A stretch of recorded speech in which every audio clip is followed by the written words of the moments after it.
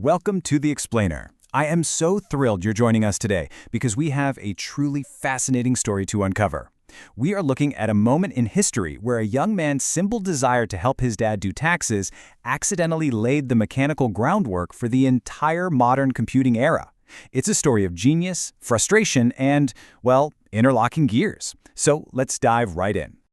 Imagine doing complex taxes without a calculator. Just really try to picture that for a second. We're talking about the 1600s here. There are no smartphones, no spreadsheets, literally no digital devices of any kind. Every single calculation had to be done manually. If you worked in tax collection, business accounting, or engineering, your day basically consisted of hours and hours of repetitive, agonizing arithmetic.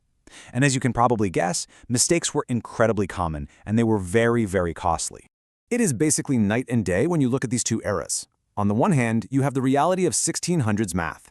Human brains strained to the absolute limit, spending countless hours on repetitive manual arithmetic, where a single slip of the pen could ruin an entire ledger.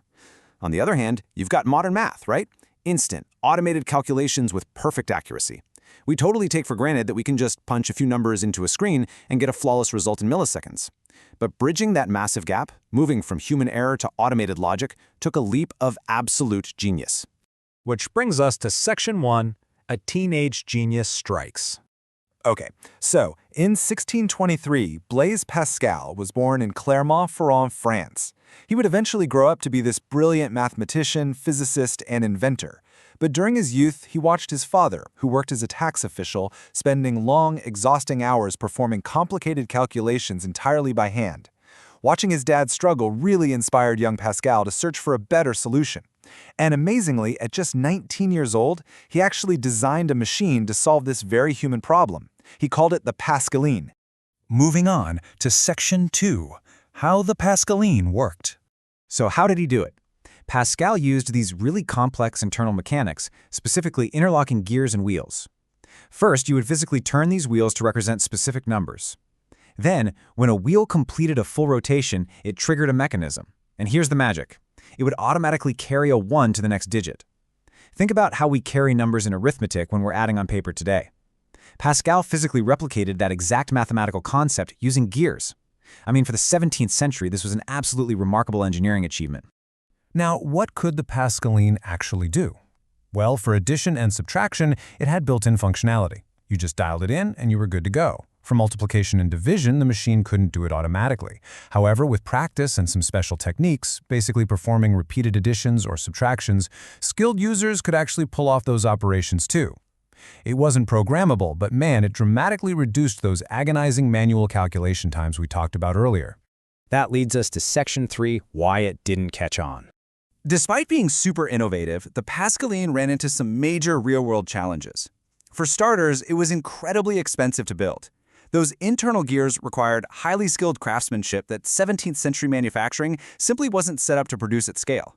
Because of this, very few people could actually afford to buy one. So as a result, most businesses just stuck to their old manual methods. The technology was definitely there, but the economics just didn't make sense yet. 50. That is how incredibly rare these machines were. Only around 50 of these devices were ever actually produced. So yeah, in its own time, it was unfortunately a massive commercial failure. And the numbers get even smaller today. Fewer than 20 original Pascalian machines are known to survive. If you want to see one, you really have to seek them out in specialized museums. They're absolute historical treasures. Which brings us to Section 4, the blueprint for modern computing. Because here is the absolutely crucial point to take away from all this. It proved that machines could perform logical tasks. The Pascaline wasn't just a fancy calculator. Even though it didn't sell well, it was the conceptual blueprint that proved to the world that mathematical, logical operations could be entirely automated by a machine. This single idea literally changed the world forever. Look at how the dominoes fall. In the 1640s, Pascal proves automation is possible. By the late 1600s, this direct lineage inspires Gottfried Wilhelm Leibniz, who improves upon mechanical calculators. Jump to the 1800s, and these very ideas heavily influenced Charles Babbage, often called the father of the computer. Which leads us straight into the modern era. The fundamental concept of automating logic that Pascal proved with those physical gears is exactly what powers the very digital device you are using to watch this explainer right now. It's all connected. Before we wrap up, let's just go over a few fun facts that really cement his legacy. First off, again, Blaise Pascal was only 19 when he began designing this. 19! And he didn't just stop there. He is renowned for his major, lasting work in mathematics and physics. His impact on computing is actually so profound that centuries later, the famous programming language Pascal was named directly in his honor. And like we mentioned earlier, several of the surviving originals are carefully preserved in museums today. The Pascaline wasn't just a calculator, it was a spark. So, if a 19-year-old's interlocking gears could fundamentally shape the future of modern computing and automated logic, what will Gottfried Wilhelm Leibniz's multiplication machine achieve next? Well, we are going to answer exactly that in our next explainer, where we'll meet Leibniz and see how he took Pascal's brilliant invention even further. Until then, keep learning and keep asking questions.